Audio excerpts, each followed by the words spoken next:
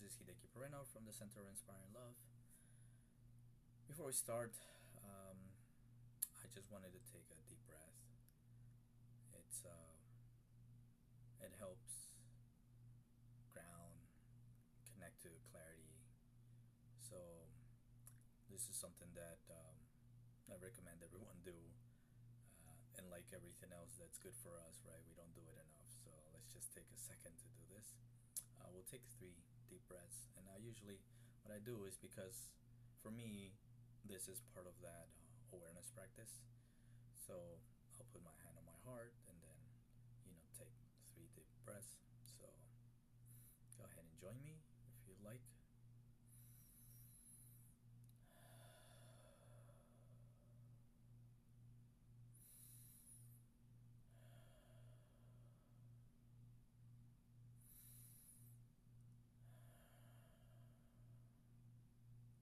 Okay, thank you. If you did this with me, you'll probably realize that there's a sense of calm, that we connect to whenever we're breathing with that intention of paying attention to it or being aware of our breath. So that is a good practice. So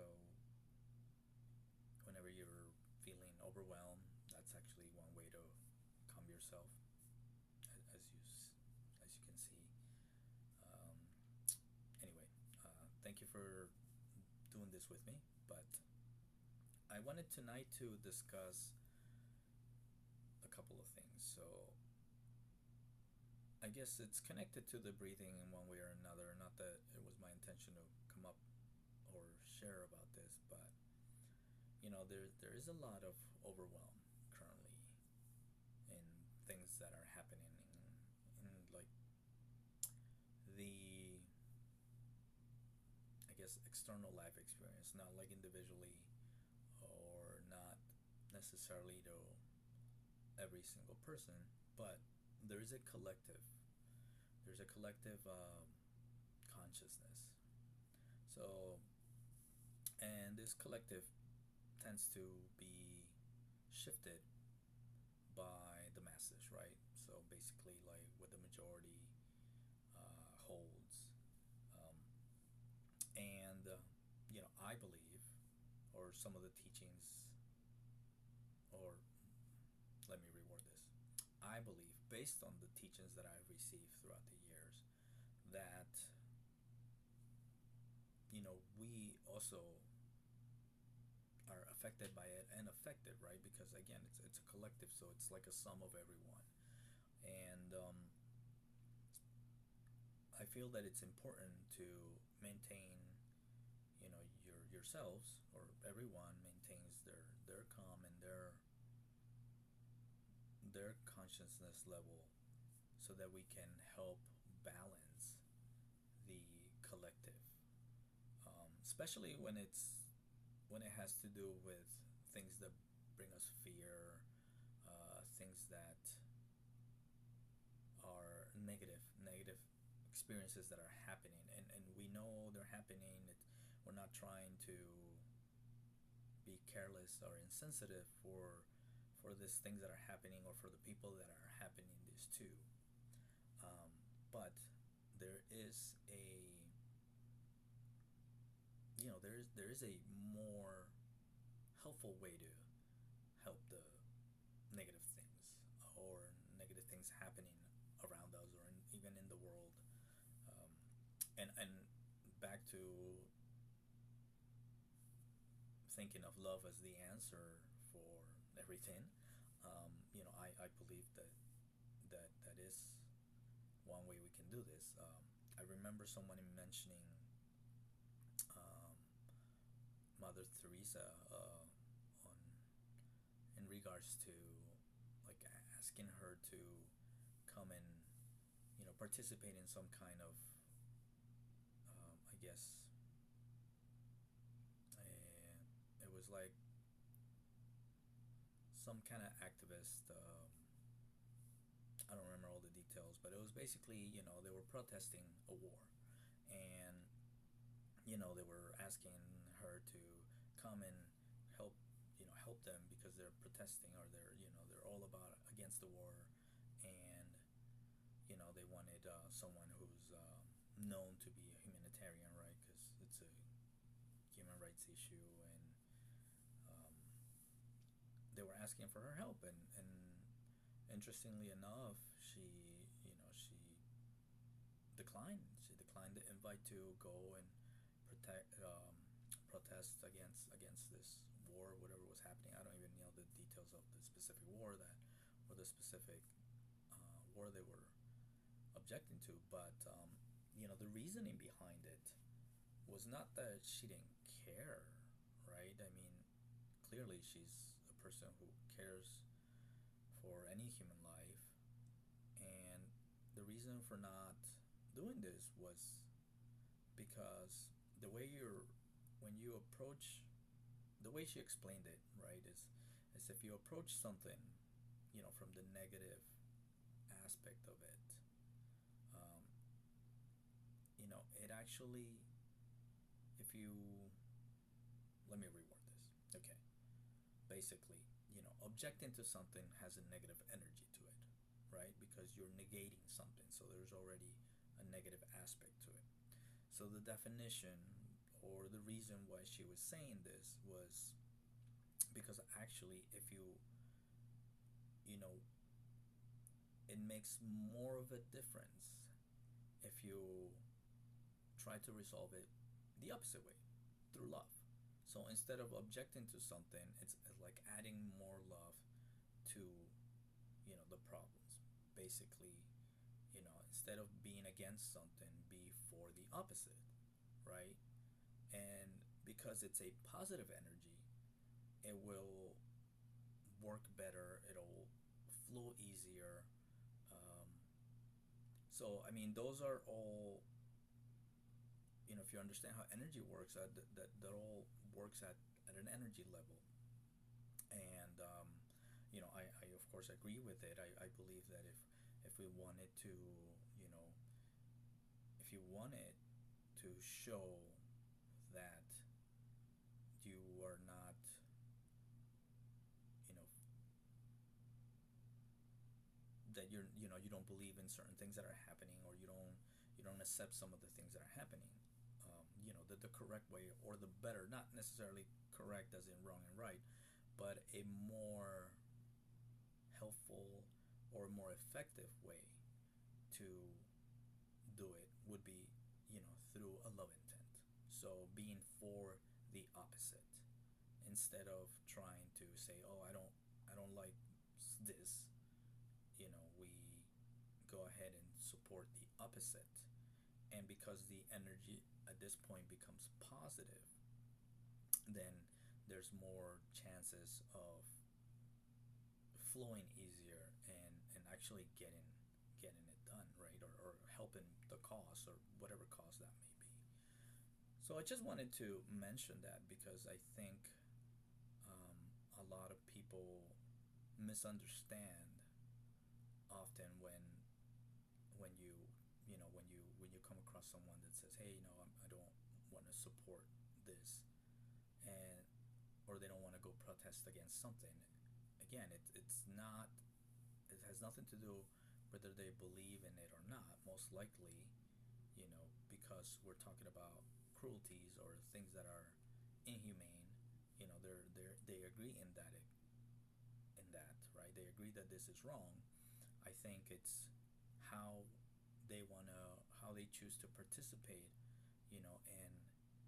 and show that they're against certain things that are happening, right? So, um, again, I from the energy aspect of it, I mean, I've heard it many times, and I believe it.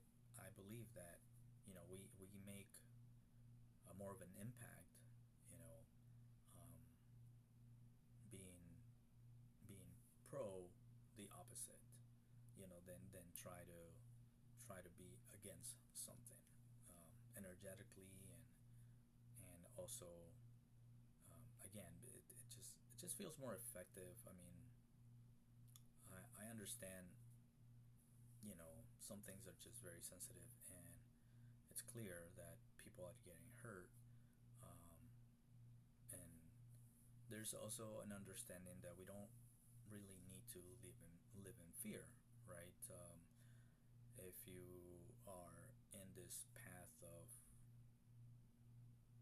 discovery of yourself, self-discovery, or you're in this path of love, or this path of enlightenment, however you want to see your path, we tend to kind of disconnect ourselves from news and things that can bring us down. Um, it's a very basic concept, and I actually have a workshop on this. It's like, how do you raise your energy, um, your frequency? Everyone talks about high vibes and high frequency. Well, that's one of the things that I teach. How do you raise your frequency? Well, you don't raise it by thinking of something that's fearful, something that's scary, something that's happening. And again, it has nothing to do, or it doesn't really say that you don't care about this. But in a moment that you're trying to really connect to a positive energy, to a high state, where you can actually just be in total connection with, you know, God, source, the universe, whoever you choose to be your higher self, or, our higher power. Whenever you want to get into this intimate connection with God, you can't really be in this fear, right?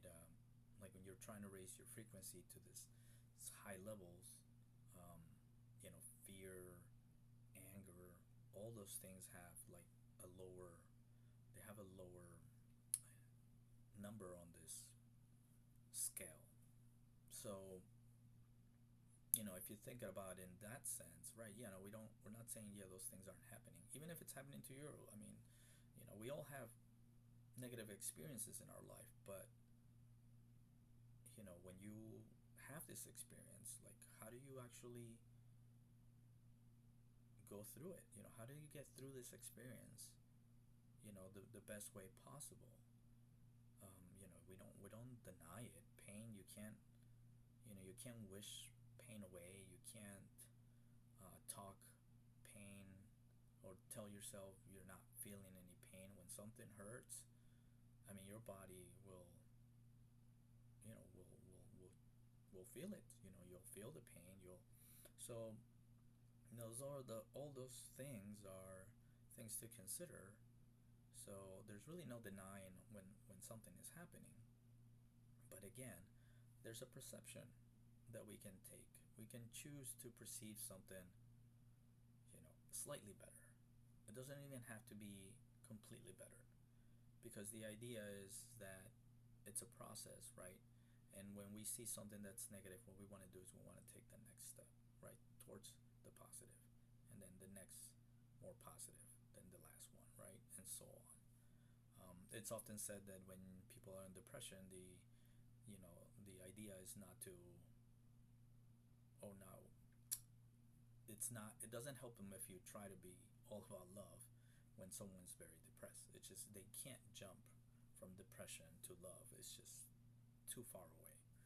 So the general concept of how you want to help someone in depression towards, a higher state of, or higher frequency, is not necessarily to try to talk to them about love, because they're just gonna basically reject that, right?